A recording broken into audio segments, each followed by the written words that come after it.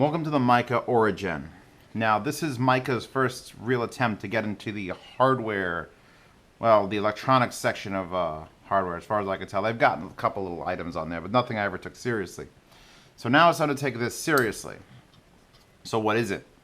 Well, it's a low-rent audio engine with better options and a similar build. This is prettier, obviously, but I would definitely put this out of the league of like a FIO E10K. This is something else, something better, something special. Let's walk around it, shall we? Volume knob, giant, on-off, click at the bottom. I'll explain why that's a good and bad thing. We've got this little panel here that shows PCM, DSD. If you don't know what DSD is like the next step up beyond all sound that humans can even interpret. And I have 3 amp DACs now that have that capability, so I have to figure out how to play that at some point. Not in this review, but it's coming up. I'll do a shootout. Then I've got the kilohertz indicators from 44.1 all the way up the steps to 192. It's got a power indicator here for when you turn it on. And then this is the greatest fucking thing ever. That one there. That one that shows the little graph. Because that is basically just a visualization, which you wouldn't think you need, or you'd only see on like a Creative Labs or some sort of weird, what the hell's fatality, you know. But you know, I really do like it. We've got nothing, some rubber feet that are actually inside of that, which is kind of cool. They're like recessed. Nothing, and then the back. And the back has a micro USB, a 5 volt, which this doesn't come with a 5 volt, you have to plug it in. It's USB powered. This 5 volt is if you want to use your phone to give signal to the DAC amp. And then you'd have to plug 5 volt in with a transformer you'd buy somewhere else. And then this combo jack, which is line out and SPDIF out. Now, it's a line out pre-out, which means that this volume knob here and this gain switch on the front affect what comes out of the back. And that, again, is good and bad, and I'll get to that. But on this side, the last side, you've got a 3.5mm and a 1/4 inch output. Thank you, God. No more adapters. No more worrying about if I got to go small to big or big to small. I've got a pile of adapters that I no longer have to worry about. I can go Audi's into this, or I can go, 400S into this, and they just go into it. And they'll both play at the same time, by the way. I do not recommend. Maybe if you're doing like a movie night with someone over. Metal. It feels professional. How's this? It feels professional. Like the audio engine feels very fancy. Like if you work in an office and you want to look fancy, you'd get this. It looks so fancy. And this feels more like what you'd get if you're setting up a rolling cart DJ booth. And you're just going to go and you're going to go spin records and DJ at a goddamn club down in Manhattan. Here's the thing also. The form factor, this volume knob on top, is probably my new favorite thing. I didn't know if I would like it because I'm looking at it going, oh, I'm going to like it. But when you put it here, put your mouse here, you plug your headphones in here, that is the easiest way to adjust the volume ever. The only way to be easier is if you had like a hotkey and then you could scroll wheel. But that for physical volume control. Let's try that with the audio engine. Well, we gotta be 100% on this. So let's plug this in. You can't quite. Yeah, no, this is better. Now, how powerful is it? Well, it's about as powerful as any USB powered only headphone amp I've ever used can get. I don't have many hard to drive headphones. Even the Audis here are relatively easy to drive.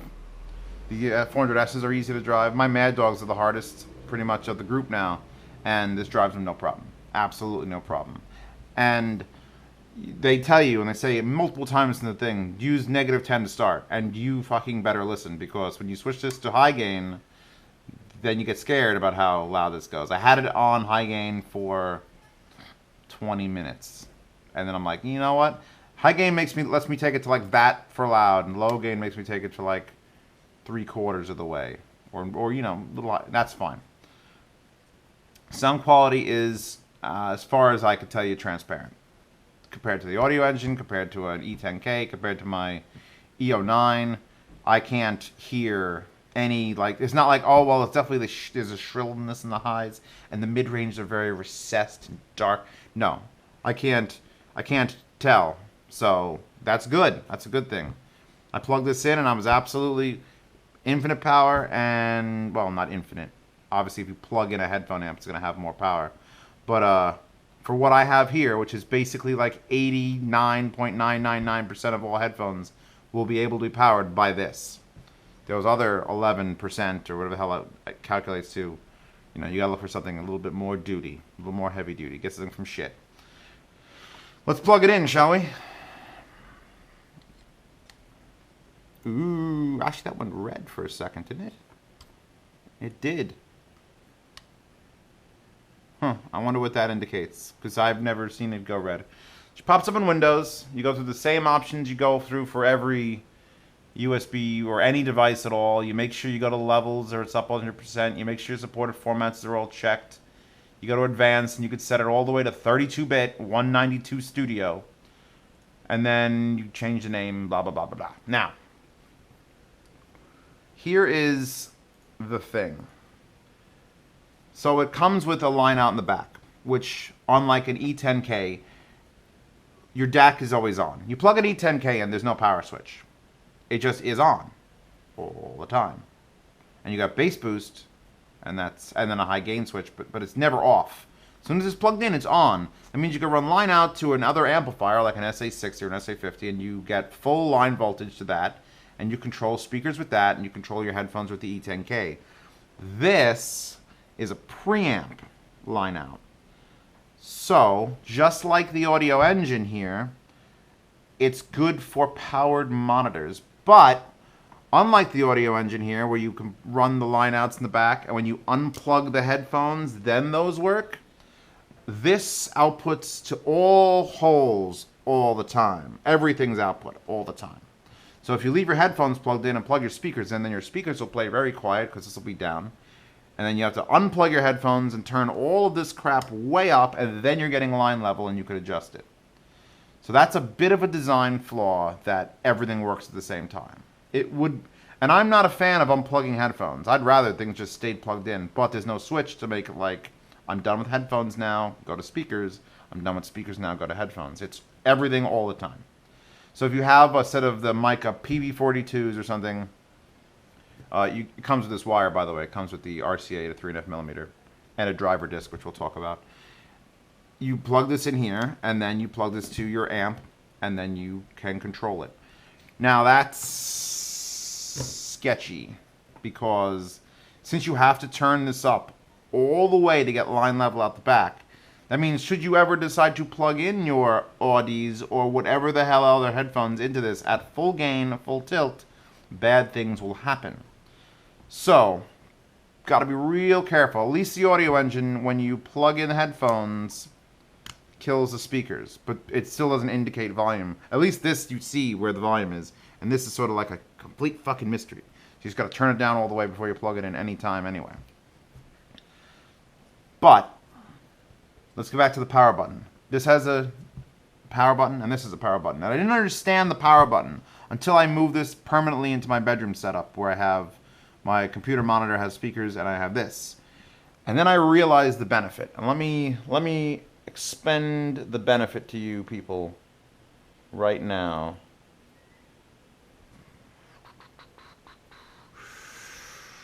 Oh, alright. Put that in low gain because none of the headphones here require it. Prug. Now you hear that? You hear it's playing? Good. Playing there. I have my foobar set to use the default output device. Since this is on, it's the default output device. But what happens when this goes away? Now, my ODAC, which is tucked away back there, that's way too loud. My ODAC, which is tucked away back there, becomes the default device, because this disappeared. So I have 2 DACs in this setup. Actually, I have multiple DACs. So I can use the HDMI in that too. But by having power buttons on this and this, or having power switches, it means that when you shut it off, Windows will automatically default back to the last one that was default. And that is amazing for my particular setup. If you have more than one DAC, then it will be amazing for your setup as well. The problem is if you don't have more than one. If you don't have a spiff out in your optical motherboard, if you don't have, you know, an ODAC just hanging out behind your stuff, if you don't have HDMI output to a receiver, then it's sort of a pain in the ass with this output. But the way it is currently, right now, is it still playing? Yeah, it is just playing real quiet. Why is it playing so quiet? Because I'm in 24-bit. Oh, I'm in 24-bit. So it's showing 192 PCM. Let's try something else. Still 192. Oh, it's not going to output. It's not going to change that because we're in direct sound, and that means the Windows setting determines the kilohertz rating. If I put this through Wasapi, then this would change. It's just getting fed every single type of file type, every single type of depth.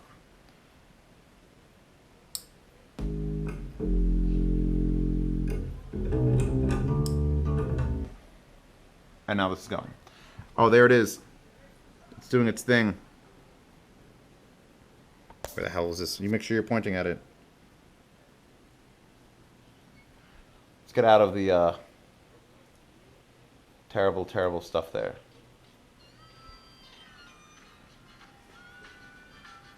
It's definitely a red and blue LED. Just, I think blue might stand for treble and red might stand for bass. And it does vary with the volume. I'm not sure if you can count that as a peak indicator. Because when you lower it, it definitely goes away. And it gets to the point where it'll go... That's loud. I didn't think I'd want that in a headphone DAC amp. And now I want it in all of them. And all of these are just... You've all failed me. You don't have a blinking purple light, all of you. Drivers. Comes with a CD, which none of you are going to care about because none of your computers have CD players or writers or readers or anything in them. So I'll link in the description the place to get the driver download. And if you look here, there's our baby here. Just probably an older revision without the gain switch and an uglier knob. Definitely an uglier knob. So somewhere out there is this stuff. I want to know what it all is. I recognize that too, I think. So it comes with a cable, comes with a CD, comes with a USB that I'm actually using. I think it's right there. It's on an extension. Powers every headphone I could throw at it. Has for at least the headphone only amp portion of it is amazing.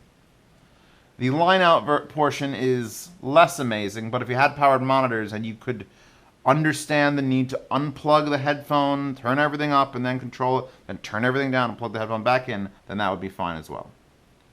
I think like the E09, the E10K has that a little bit beat because most people are going to have just that little thing and then just a straight up amp with a volume knob and they're going to be fine. Powered monitors, this sort of helps. But then again, you could just, you know...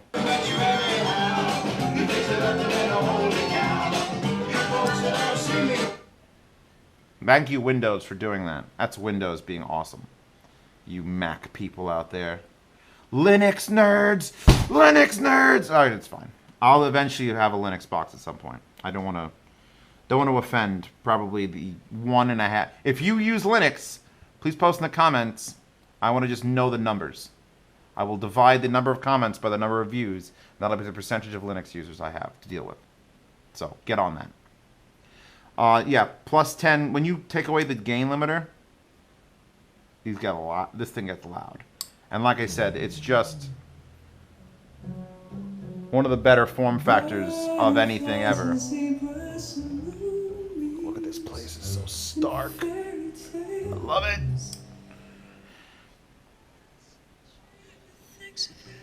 Oh, yeah. So, yes. How much does this wonder of nature cost? $20 more than an E10K and $70 less than the audio engine. Sold. I was sold. The Micca distributor sent me the instruction manual and pictures of it beforehand, like a week beforehand, 7 or 8 days. I'm like, okay, it'll be out in a week. Well, hopefully you'll get it. So I actually got it in the mail after it was released, because that's how fast things move in the audio world. So unplug that. Plug this in. Oh yeah, get some Audis up in this. Audi Easy. Oh, I've got it on high gain. I do not need that on this.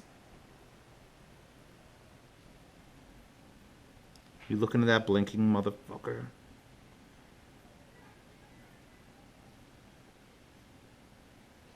I didn't know I needed that in my life, and now I do.